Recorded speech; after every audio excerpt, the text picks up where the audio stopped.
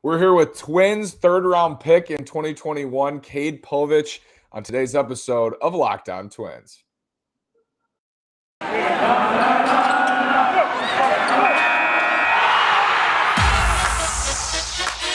You are Locked On Twins, your daily Minnesota Twins podcast, part of the Locked On Podcast Network, your team every day. Of Omaha by way of South Mountain Community College. Fastball strikes out Rogers. There's a Cade Povich strikeout. He's done it a lot. Cade's on with us today. Cade, thank you so much. Welcome to Locked On Twins. Today is Wednesday, February 16th. Thank you for making Locked On Twins your first listen every day. We are free and available on all podcast platforms. Cade, how's the offseason going? I bet you're ready to get started here on the 2022 campaign. Yeah, thanks for having me on. It's off-season's been going pretty well. Kind of been in Florida for the past few weeks. Finally, nice to get out of the cold Nebraska weather and be able to go outside for a little bit. We'll give you a little background on Cade. I want to let him talk about it too. 21, sports media and comms. I know that one. That's his major at Nebraska. Lincoln. Left-handed pitcher, Twins third-round pick in 2021, 98th overall, top 100 pick. Had a very nice year in 2021, 15 starts, 3.11 ERA, 27% strikeout rate, 7% walk rate, and 81 innings. And just two solid seasons at Nebraska. First one, a little bit derailed by COVID. We can talk about that and the adjustments you made in that downtime. But I think your line for the FCL Twins and then in Fort Myers really had Twins fans excited for sure. 10 innings after the draft, gave up 1 run, struck out 19 of 42 hitters you faced, Cade, and walked just 2. So very exciting. And we'll talk about what's coming up this year as well and where you've kind of been told you might be to start the season. But I want to ask you what not changed, but how did you use the downtime in 2020? It's kind of the first thing we ask because a lot of guys did improve in that time, even without games. Yeah, me personally, I think that's kind of where I saw my first, I guess, spike in velo a little bit. I was sitting kind of just below 90 to maybe touching 90 in the start of that season of the COVID year. But then I kind of was able to get the time to go to my facility back home, lift a whole bunch, eat a lot, which was one thing that was important because I wasn't a very big guy. Still not too big of a guy, yeah. But I had room to pack on some pounds, and that definitely helped. Went to work in the facility over that time, just trying to ramp up the velo, see where we could get at. It was kind of one of those things. It's like, well, we have this time, try some different things out, and if they work, they work. If not, we'll still be in the same spot. But I was fortunate enough to play summer ball still, which I know most people didn't. And I was in Savannah, Georgia with the Bananas. And we had track band system there, and without the Cape being in play, there were some scouts making their ways down there, and was able to get some velo numbers, and my velo throughout the summer had slowly progressed upwards, and we kind of saw what we've been working on has ended up working out pretty well. You mentioned Savannah, Cade. I mean, that's got to be part of why you went so high in the draft. 2.05 ERA, struck out 34. Doesn't say batter's face, but 11.6 strikeouts per 9 for Savannah in that summer league, and then kind of parlayed that into a really nice year this past year at Nebraska. So you mentioned the velo. Do you think that was the biggest thing this season for you with those strikeout numbers and with everything? Because the strikeout numbers were there in 2020. They were there in that summer, still there now. Are you pitching up in the zone more? What have been some adjustments as you approach hitters? I think velo has a little bit to do with it. You start throwing harder. You're kind of able to get away with a little bit more stuff. Movement on breaking pitches. You're going to be spinning the ball more. They're going to move sharper. So I think that had a little bit of to do with it. And then actually being able to break down kind of myself and pitch to my strengths, throwing a little bit more up in the zone for fastballs, fading a changeup more away and working on mixing in more off speed throughout counts rather than a heavy fastball focus. Maybe late in counts go maybe more off speed here and there, and just pound the zone and attack. I believe the Twins went back-to-back Big Ten left-handed pitchers. I think it was Steve Hajar of Michigan was in the second round, Cade Povich in the third round. Super exciting to add those two guys to the system. And Cade, I want to hear a little bit about the transfer from South Mountain Community College in Arizona. Why'd you choose Nebraska? I know you're from Nebraska. Did you grow up a Husker fan? Absolutely. I mean, our household was Nebraska everything. Being from Omaha, though, we go to the College World Series all the time, and I think around 11 and 12, maybe it was when South Carolina was really good and they were making appearances in the College World Series, and so that was actually one of the teams I was like, if I want to play somewhere, I want to play at South Carolina and all that. But then as you grow up, Nebraska's the team. We always would go down to Lincoln, go watch games, football games, basketball, baseball, all of them. And when I got the call from Coach Harvell and went on the visit and met Coach Bolt and Coach Christie and everybody in Nebraska, and they offered and said that they wanted me to be a Husker. As me and my parents, I think, went across the street and ate real quick just to think about it, but it was basically a no-brainer that it was like a dream come true for me and for my parents. Yeah, what was it like for them to be able to come watch you? They probably were there almost every start, I would think. Yeah, they were able to make it to pretty much almost every game as well. I know there were a few road trips I don't think they were able to make it to, but they were definitely there every home game. There's other family that were able to make it, and when I was in Arizona, they didn't really have that opportunity as much just because, I mean, it's so far away. But then for me to come back home and play for my home state in front of a whole bunch of my friends and my family, I know they loved it a lot. When did you start hearing, Cade, from the Twins specifically? I know we've talked before with Twins prospects who didn't really hear much. They might have talked to the Twins a little bit and then were kind of surprised when they were drafted. Did you have any idea going into the draft that it would be the Twins? A little bit. There were I'd say a few teams mixed in there.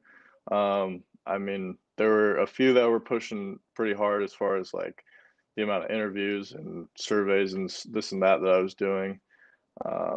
When we got done in Arkansas, I came back and had a breakfast with a couple of the Twins guys in the Midwest area, and kind of stayed in contact with them the rest of the way. And then I think the day before or so is when me and my agent had talked and kind of talked about some of the teams that might be an option, and the Twins definitely popped up. And actually a week before the draft, I was able to go up to Target Field and kind of throw for a workout, and that's actually where I first met Noah Miller too, who's with the Twins. So when we both got drafted, we kind of DM'd a little bit, talked about how it was kind of cool that we had that workout together, and now we're both Twins. Cade, what do you think of Target Field? It's a beautiful stadium. I think It that is. might have actually been the first time I've ever been there, and Wow. it's a beautiful ballpark. We love it. It's even more special because the winters, you get out there in the summer. It's just so fun to be there in the summer. But yeah, super exciting. You mentioned Noah Miller. Seems like the Twins had a really strong draft, and that's definitely exciting. We have some questions for you, Cade, from Twins fans. I want to ask you, Keaton, what are some of the defining learning experiences you've had as you've risen up through each level that will help you in your pro career? Yeah, the big thing that that Coach Bolt always harped on at Nebraska with me is something I've always done, like starting in high school, and that's betting on myself.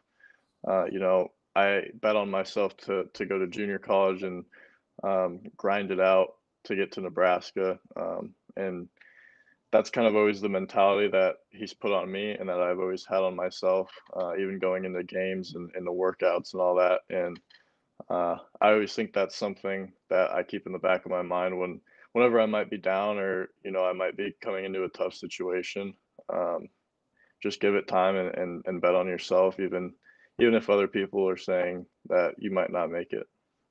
You're gonna pitch with some guys with similar mentalities we've talked to for sure. I do wonder, Cade, have you heard where you're gonna start this year? Is it gonna be with Fort Myers with the Mighty Muscles, or I mean, I assume that's where you'll start. Have you heard yet? That I have not heard yet. Maybe in the next week or so we'll find that out, but as of now, I haven't heard anything.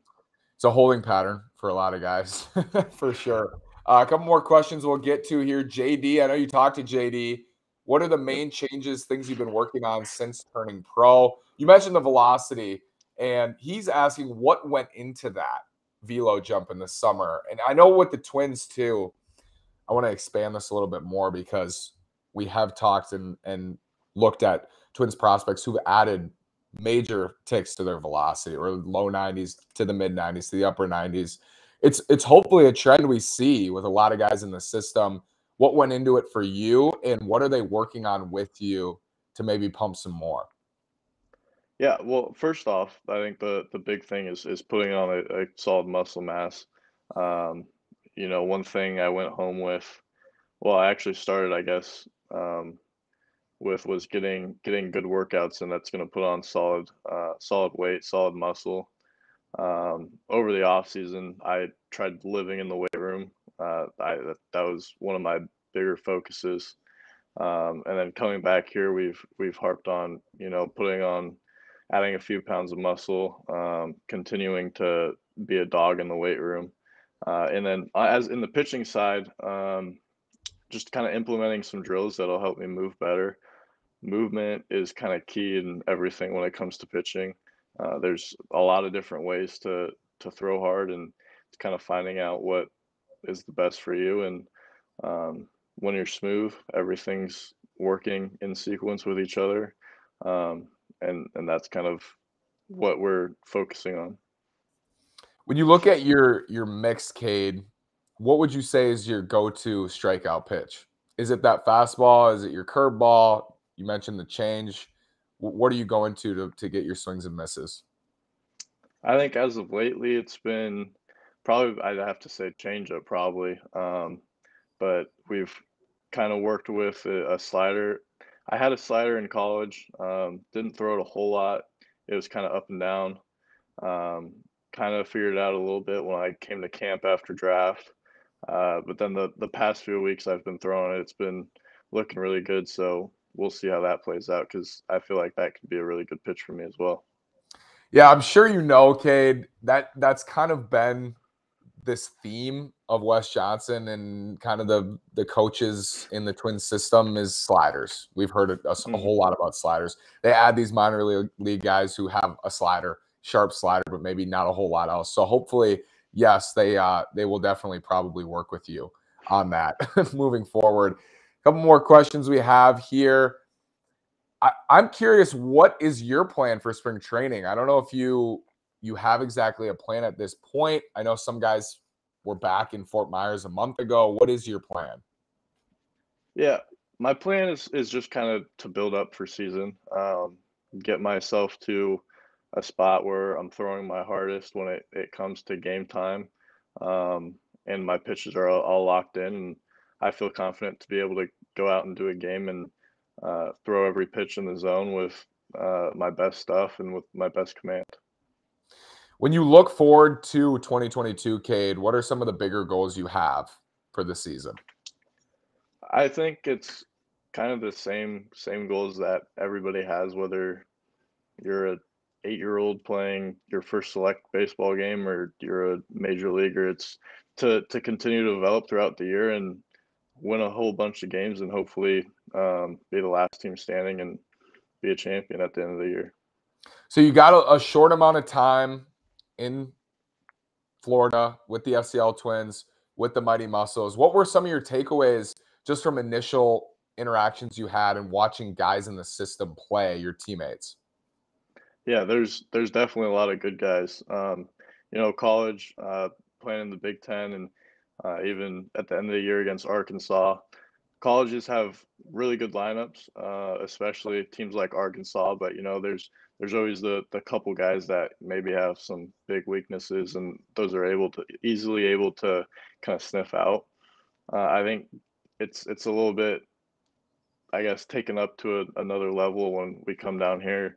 Um, Order 1 through 9, they're all guys that can do damage in plenty of different ways, and uh, you might find a weakness in them, but they also might have a strength that they're able to get around that weakness with. So it's kind of trying to find the competitive advantage, and digging deeper into things. But for the most part, guys down here, they all want the same goal, and that's to play in the bigs one day. And um, they're gonna work their butts off to be able to do that.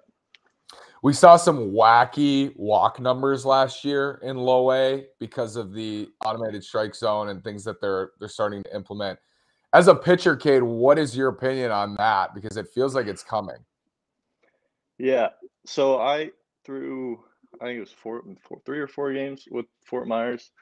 Uh, Only one of them was actually on with the robot umpires. Um, it's a little bit getting used to. I'll say that. There's the delay in between. You know how like you throw a pitch that you're confident is strike three, and um, pitchers usually, I guess, have their strikeout strut or whatever you want to call it. Um, there's a couple where I definitely had, in my mind, I threw this strike three, and all right, that's the end of the inning, and then you kind of freeze for a minute, and then they finally call it. So it's definitely different getting used to. You kind of gotta adjust and learn, and especially on the pitching side, when I say in a game you're just painting the outside corner. Sometimes when it's just close and you're continuing to hit a spot, an umpire will eventually start giving that to you. It's a whole lot. You have to be perfect, um, in the zone pretty much the whole time. Nothing's going to be given to you. So it's definitely a different feel to the game. It was a little bit of adjustment, but it's nothing insane, I guess. Who'd you cheer for growing up, Cade, and who was your favorite player to watch? Yeah, I was a big Clayton Kershaw guy, being left-handed. So I always watched him with the Dodgers, and um, yeah, I'd always followed them, and followed Kershaw. They've definitely been a solid team to follow over the last couple of years, and definitely the last few. When you look back, Cade, at your development and where you've ended up now, you're on the path. What are you most proud of when you look back at your journey? Yeah, I think just staying to myself. There's definitely a lot of times where it would have been easy to kind of just call it and hang it up. Um, but I'm definitely proud of the fact that I was able to put in the work, and knowing that I wanted to get to this position, and not just kind of, I guess, letting into the the doubt that could have been there at certain times. And I mean, also owe that a lot to my parents for, keeping my head in it, and my coaches in high school and college as well. So you were studying, we mentioned sports media and communications at Nebraska. If it wasn't baseball, what was it going to be? Is it play-by-play? Is it podcasting? What are we looking at? I'm not sure. I always kind of looked at, like MLB Network and the stuff that those guys do, and I always thought, wouldn't it be cool to play baseball for a long time and then just go on TV and talk more about baseball? So that was kind of like a thing that I always thought would be really cool. And who knows? There's still time. Maybe that'll happen later in my life, but we'll see. Who's your favorite? You mentioned Clayton Kershaw. Who's your favorite young starter or maybe just player to watch in the league now? Young starter. Um, I've really enjoyed watching Walker Buehler, just because I remember the first time I saw him was, he was pitching for Vanderbilt in the College World Oh. Series, and I was at one of those games. And I think he was throwing like 94, 96, and then it came out like after the CWS that he was doing that with like a partially torn UCL, but he was still grinding for his team and still chucking it. And then, I've watched him over the past few years, and he's kind of just dominated. When you're facing a right-handed hitter, what's your focus? And have you focused more maybe in the last couple of years on getting righties out? Because that's such a big thing for a lefty. It's, can you get righties out consistently? Has that been a focus, and what is your process in doing that? Yeah, for me personally, I kind of try and zone out the hitter. Obviously, I'm going to know if he's lefty or righty, but uh, I think the main thing that I work on is going over scouting reports with the coach and with the catcher before the game, kind of figuring what pitches and locations we want to throw to certain guys. And then when it comes game time, it's just me and the catcher, and he puts down a sign, and here we go, just try and execute that pitch and, uh, you know, sequence it to where we can get the guy out. A lot is changing. I mentioned the potential of the automated strike zone. We've seen over the last couple of years too, kind of everywhere, just the shift away from starters going deep into games. We've seen it in the playoffs, and you watch the playoffs and everything that's happened, and we've heard about the mound getting pushed back, all of these different things. What is your mindset, Cade, when you're on the mound? Are you just like, a lot of pitchers obviously just give me the ball, but what's kind of your perception of that change we're seeing across all levels? Definitely different. I've always been the kind of guy, especially on the mound, even when I was young, that if I'm throwing this game, like, this is my ball game.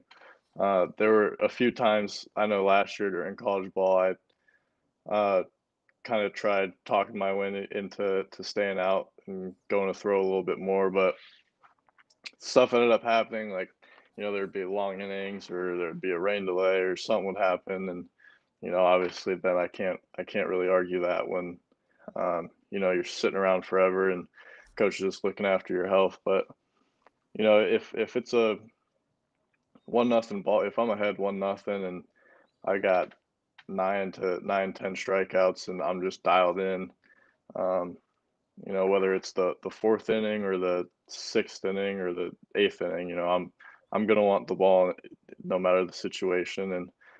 And obviously when it gets a little dicey, maybe a couple runners get on or velo drops, and there's some other situations where you just gotta trust your bullpen to come out and save it for you. But I've always had the feel of being a bulldog on the mound, and if I'm in a groove, I want to stay there. And but the way things are going now, there's so much analytics. I guess we saw during the World Series with Blake Snell. It's everybody's a little bit different. Every organization's a little bit different. So we'll kind of see how it plays out the next few years. Who knows? Maybe things might change again, but we'll see.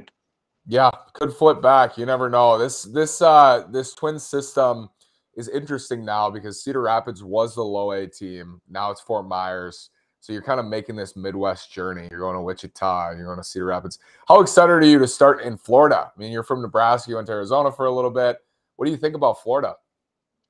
Yeah, I mean, if it is Florida, Cade, I should say, if it is Florida, I'm assuming. Right.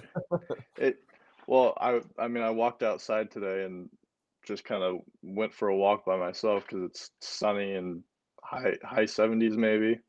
And me, I'm not used to that.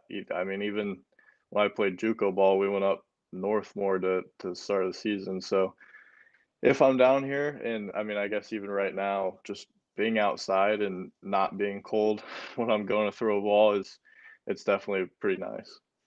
Yeah, Florida, Fort Myers, Hammond Stadium, beautiful. Was hoping to get there. Yeah, Hope to for get sure. there for spring training. We'll see about that.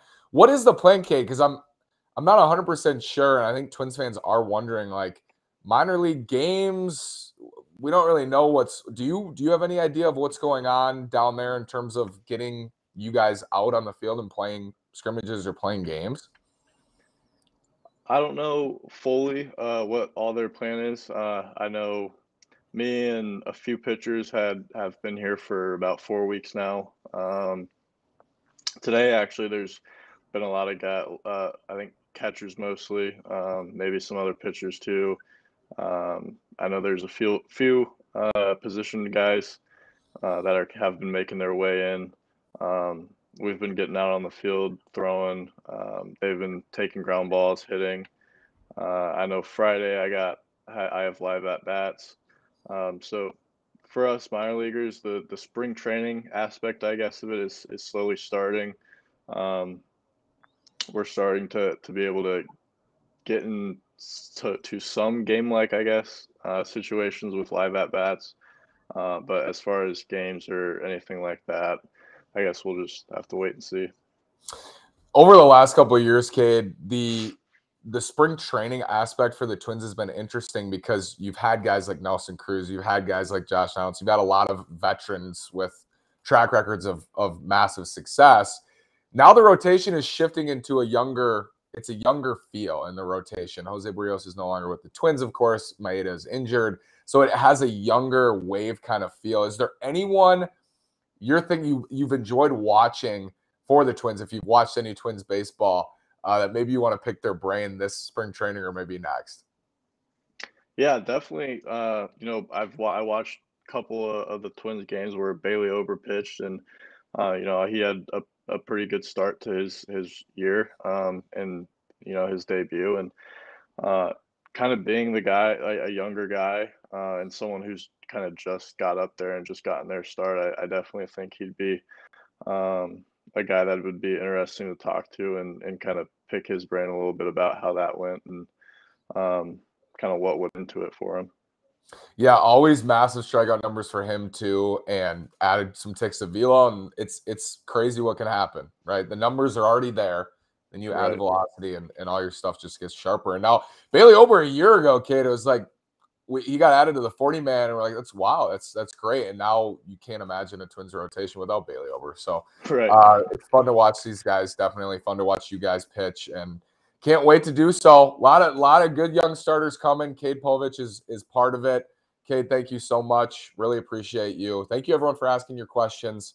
Hopefully we'll have Cade on again maybe after the season, after he posts a sub-1 ERA in Fort Myers or wherever that might be. Cade, thank you so much. Really appreciate it. We'll talk to you again soon. Thank you. Appreciate you having me on.